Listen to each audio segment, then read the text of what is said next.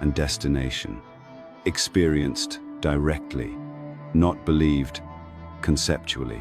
And this is where I personally think this entire tradition is the most underrated recovery story in Western intellectual history. An entire sophisticated theological civilization was erased so thoroughly that most people today don't even know it existed.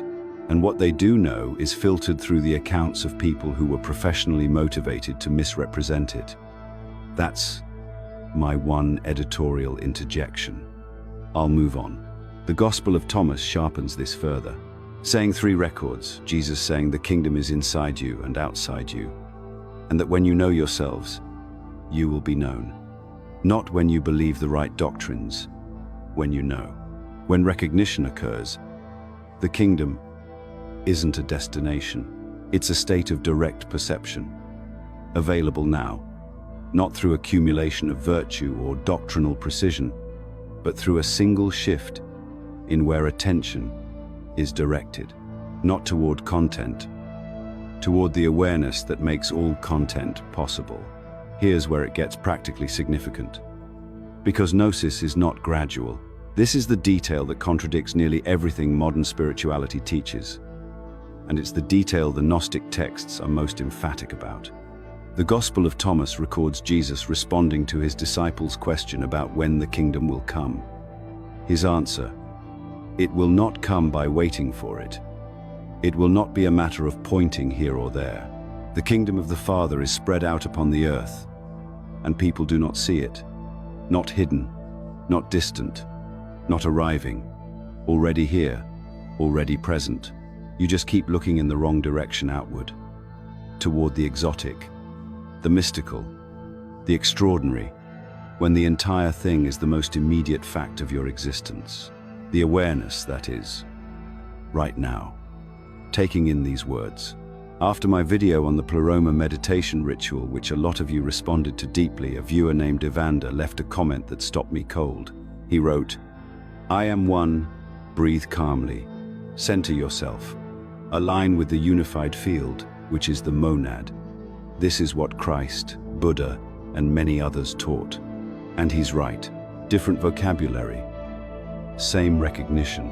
The Gnostic texts, the Advaita tradition, the Tibetan Buddhist teachings, on the nature of mind, they converge on identical territory, not because they borrowed from each other, but because they're all pointing at the same obvious thing that human beings mysteriously find so difficult to see. So here is the actual practice, the one preserved across Valentinian, Sethian, and Basilidean lineages, with remarkable consistency. It begins with one question, not a complex question, not a philosophical riddle, just this: who is aware right now? Not what am I aware of? Who is aware? The direction of attention reverses. Instead of consciousness looking outward at thoughts, sensations, emotions, and circumstances, the standard default mode awareness turns toward itself, not as another object to examine, as the subject that makes all objects possible. And here's what you find, or rather, what you don't find. You cannot locate awareness as a thing. It has no position in space, no color, no shape, no boundary.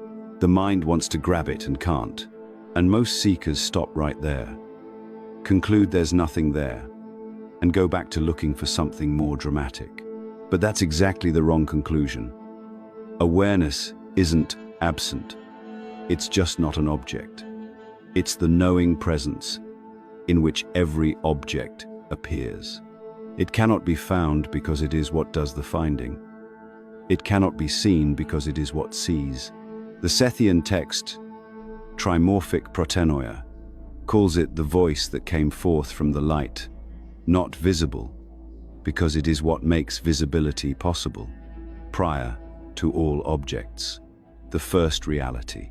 The practice has a simple 3-phase structure the Valentinians used. First, stabilize. You can't investigate awareness if attention is scattered across 17 mental tabs. Spend 60 seconds simply returning to the immediate sensory present. What the discourse on the 8th and 9th, a Hermetic text from Nag Hammadi, calls becoming silent, not forced silence, just allowing thoughts to pass like weather through sky, without chasing them. Second, investigate. Ask who is aware. Look directly at the awareness itself.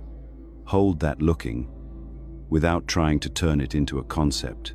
Rest in the recognition that something is undeniably conscious here, even if it cannot be pinned down as a thing.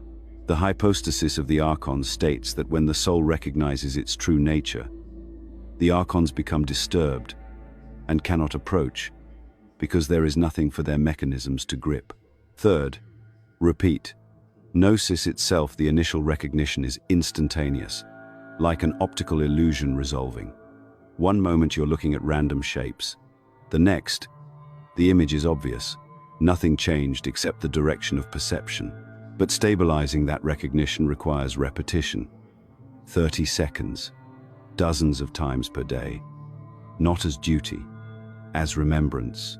The Valentinians called this the bridal chamber practice, not a physical ritual, but a continuous returning to the recognition that individual awareness and the monad were never actually separate. The apparent separation was always identification, not fact. The divine spark was never trapped. It only believed it was. And here's what that produces over time.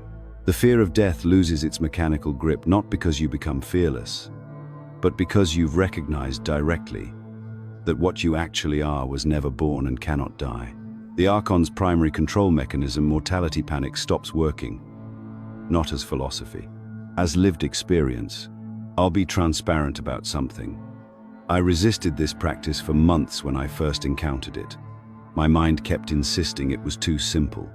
Surely liberation required more elaborate architecture, more esoteric technique, more preparation. That resistance, I now understand, is itself what the Gnostics called archonic interference, the internal momentum of identification, protecting itself from dissolution. The doubts aren't truth. They're defense mechanisms wearing the costume of discernment. Look, I know that sounds a bit dramatic, but I dare you to sit with the question, who is aware, for 5 solid minutes and tell me nothing shifts. The Gospel of Philip puts it with characteristic directness. Fear is the offspring of ignorance. Gnosis dissolves fear, not by conquering it, but by removing the mistaken identification on which fear depends. You are not what can be harmed. You are the awareness that witnesses harm unchanging prior to damage, continuous across incarnations. The Gnostic texts preserved across 15 centuries of concealment converge on a single transmission. You are not the content of your experience. You are the awareness in which all experience appears. That awareness is the monad's presence, temporarily operating through this body for the duration of this incarnation. Recognizing that directly, experientially, not just intellectually, is Gnosis. Not something to become, something to remember. If this video resonated with you, let me know by commenting, I understood it.